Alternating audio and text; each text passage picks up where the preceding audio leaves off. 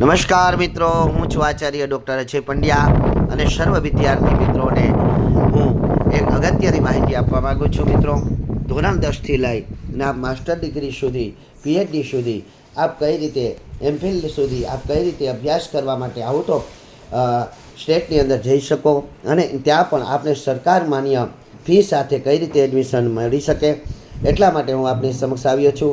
મિત્રો, મેં ઘણા બધા રાજ્યોની મુલાકાત લીધી છે, ઘણી બધી યુનિવર્સિટીઓની મુલાકાત લીધી છે. વર્ષો સુધી મેં કેટલો અભ્યાસ કર્યો છે.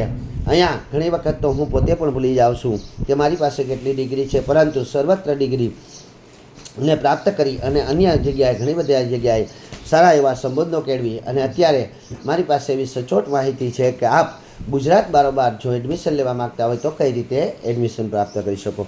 મિત્રો, અહીં શરૂઆત કરીએ આપણે 10માંથી.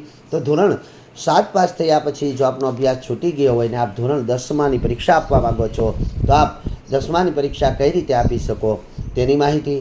10 પાસ થયા પછી આપ 12માની ડાયરેક્ટ પરીક્ષા આપવા માગો છો તો તેની માહિતી. આપની કોલેજ છૂટી ગઈ છે, ઘણા વર્ષો થઈ ગયા છે, પરંતુ આપ ફરીથી અભ્યાસ કરવા માગો છો તો આપ BA, BCom કે BSc વગેરે જેવા કોઈ પણ બેચલર કોર્સ કરવા માગો છો તો કઈ રીતે આપ એડમિશન મેળવી શકશો તેની માહિતી. આપ માસ્ટર ડિગ્રી કઈ રીતે પ્રાપ્ત કરી શકશો તેની માહિતી. એમફિલ જેવા કોર્સ આપ કઈ રીતે કરી શકો, બીફાર્મ, એમફાર્મ આપ કઈ રીતે કરી શકો, એન્જિનિયરિંગ સાયન્સની અંદર આપ અભ્યાસ કઈ રીતે કરી શકો, તેમજ જ્યારે સૌથી મોટી આપણે વિદ્યાર્થીઓ માટે સૌથી મોટી જે મુસીબત એક રીતે ગણી શકાય, કારણ કે એમાંથી હું પણ પસાર થઈ ચૂક્યો છું કે ઘણા બધા સમય સુધી મેં ઘણી બધી મહેનત કર્યા પછી મને પીએચડીની અંદર એડમિશન પ્રાપ્ત થયું, એમફિલની અંદર એડમિશન પ્રાપ્ત થયું અને એમફિલ અને પીએચડી કરી પ્રોફેસર જેવી જોબ પણ કરી અને મારી પાસે અત્યારે તો કર્મકાંડ જેટલું બધું છે અને કથાકાર, જ્યોતિષકાર તરીકે સારું નામ છે. આથી કરીને મેં તે જોબ છોડી દીધી છે, પરંતુ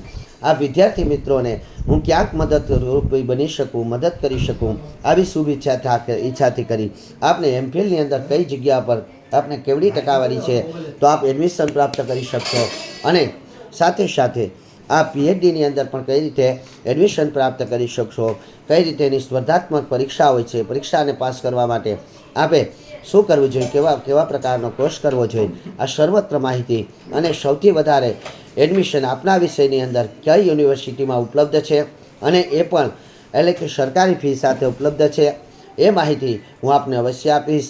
તો આપ કોઈ પણ કોર્સ કરવા માગતા હોય, 10માં અભ્યાસ કરવા માગતા હોય, 12માં અભ્યાસ કરવા માગતા હોય, ગ્રેજ્યુએટ થવા માગતા હોય, માસ્ટર ડિગ્રી પ્રાપ્ત કરવા માગતા હોય, એમફિલ કરવા માગતા હોય, પીએચડી કરવા માગતા હોય, એન્જિનિયરિંગ કરવા માગતા હોય કે પછી બીફાર્મ કે એમફાર્મ જેવા કોર્સો કરવા માગતા હોય તો આ તમામ માહિતીઓ આપને અવશ્ય આપીશ. આથી કરી મારો સંપર્ક કરો. મારો મોબાઈલ નંબર છે 70 16 318 887. મારા વોટ્સઅપ નંબર છે 96 878 16 378. હા મિત્રો, મને ફોન માત્ર સાંજે 5 થી 7 સમય દરમિયાન કરજો. આપનો ભવિષ્ય કઈ રીતે ઉજ્જવળ બને એની માહિતી હું ચોક્કસ આપને વિનામૂલ્યે પૂરી કરીશ. જય માતાજી.